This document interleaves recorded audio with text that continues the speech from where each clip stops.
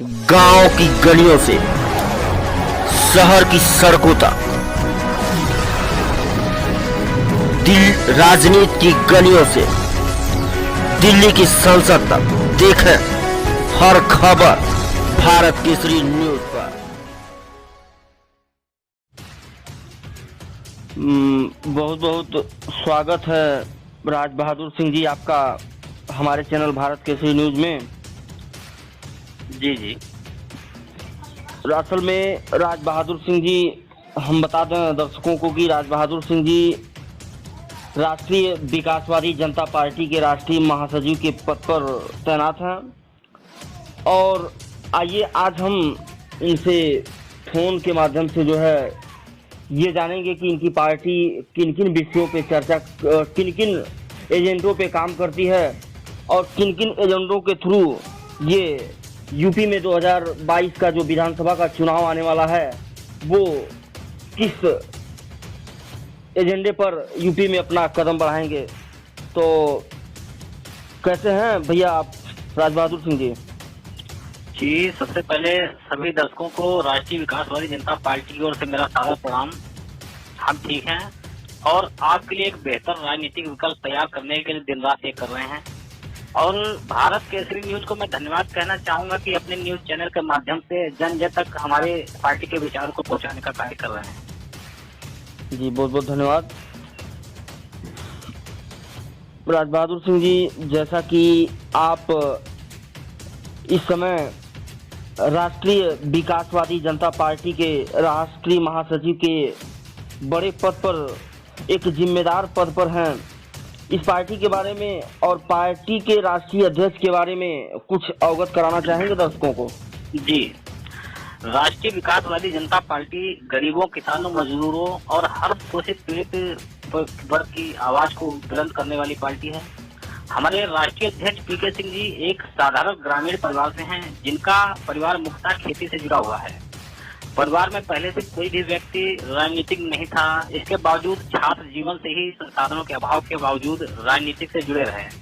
छात्र राजनीतिक में भी सक्रिय रहे, छात्र संघ के चुनाव में भी भाग लेते रहे और कई पदों पर काम किया। इसके बाद मौजूदा राजनीतिक दलों के द्वारा जनता जनार्दन को निराश व परेशान देखकर उनसे रहा नहीं गया और नया राजनीतिक दल बनाने के बारे में सोचने लगे। लेकिन धन बल और संसाधनों के अभाव में इस काम में बहुत बाधाएं हैं। लेकिन हमारे अध्यक्ष जी बाधाओं से हमेशा डटकर मुकाबला करते रहे और एक नए राजनीतिक दल के रूप में राष्ट्रीय विकासवादी जनता पार्टी का निर्माण किया और राष्ट्रीय विकासवादी जनता पार्टी के रूप में एक बेहतर विकल्प देने का काम कर रहे हैं। अच्छा, आप इस पार्टी में किस उद्देश्य से जुड़े और क्या है पार्टी का उद्देश्य? जी, हमारी मुलाकात राष्ट्रवादी युवा वाहिनी में काम करते हुए राष्ट्रीय अध्यक्ष जी से हुई। राष्ट्रीय अध्यक्ष जी के विचारों से मैं बहुत प्रभावित हुआ। मैंने पूरी तरह से पार्टी के बारे में जानकारी प्राप्त की, पार्टी के एजेंडों को पूरी तरह से समझा। मुझे बहुत अच्छा लगा और ऐसा लगा कि जिस विकल्प की जनता जनार्दन को तलाश है वह विकल्प यही पार्टी दे सकती है और तुरंत पार्टी से जुड़ने की इच्छा व्यक्त की। राष्ट्रीय अध्यक्ष जी ने हर तरह से मेरे बारे में संतुष्ट होने के बाद मुझे पार्टी की अहम जिम्मेदारी देकर अपना पार्टी में शामिल किया। अच्छा, जैसा कि उत्तर प्रदेश में विधानसभा के चुनाव होने हैं तो आपकी पार्टी क्या विधानसभा की चुनाव लड़ेगी? जी, हमारी पार्टी आने वाले विधानसभा चुनाव की तैयारी कर रही है और सभी सीटों पर पार्टी चुनाव लड़ने का इरादा रखती है। अच्छा, आपकी पार्टी उत्तर प्रदेश में अकेले चुनाव लड़ेगी या किसी के साथ गठबंधन करेगी? जैसा कि पूर्व में आपने देखा सपा और बसपा जो है गठबंधन के साथ चुनाव लड़े, फिर कांग्रेस और सपा गठबंधन के साथ चुनाव लड़े, इस पे क्या कहेंगे? जी, हमारी पार्टी समान विचारधारा वाले दलों के साथ चुनाव से पहले और चुनाव के बाद गठबंधन का पूरा विकल्प खुला रखे हुए है। जी, यानी कि कहीं न कहीं गठबंधन का सोच है पार्टी में। जी।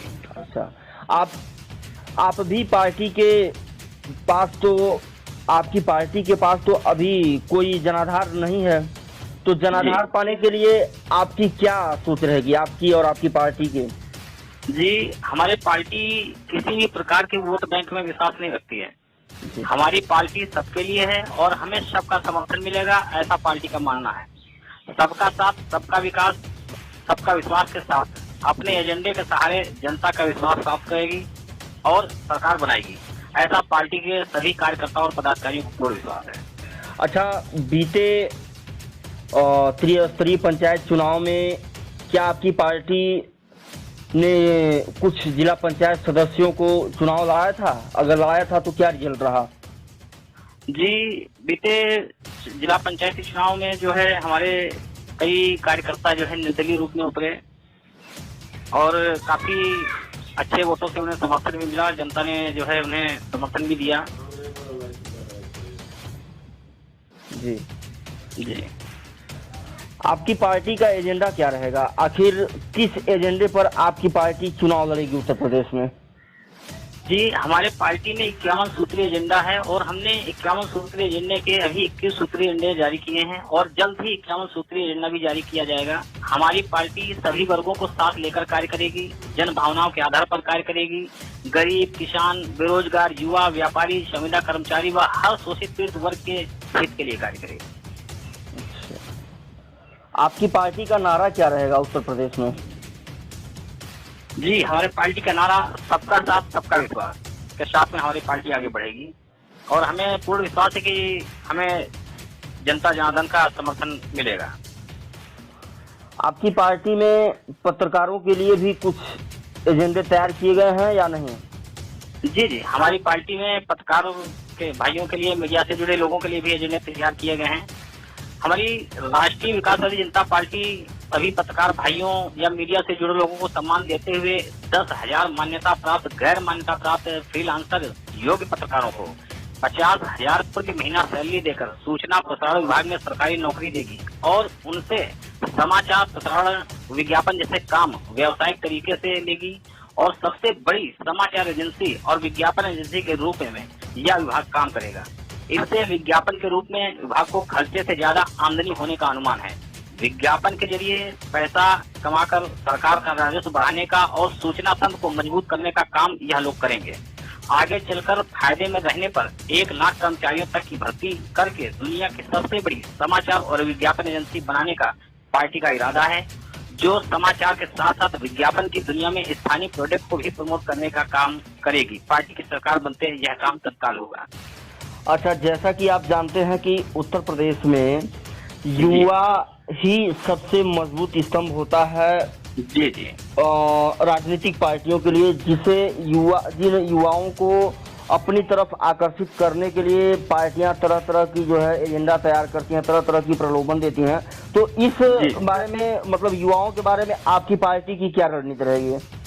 जी, हमारी पार्टी की रणनीति सभी बेरोजगार युवाओं के लिए रोजगार के नए अवसर खोले जाएंगे। जो हमारे युवा हैं जो विदेश में जाकर के जॉब करना चाहते हैं या पढ़ाई करना चाहते हैं, उनके लिए भी नए विकल्प और नए विचार के साथ में हमारी पार्टी आगे बढ़ेगी। चलिए, ठीक है। बहुत बहुत धन्यवाद राज बहादुर सिंह जी कि आपने हमें अपना कीमती समय दिया।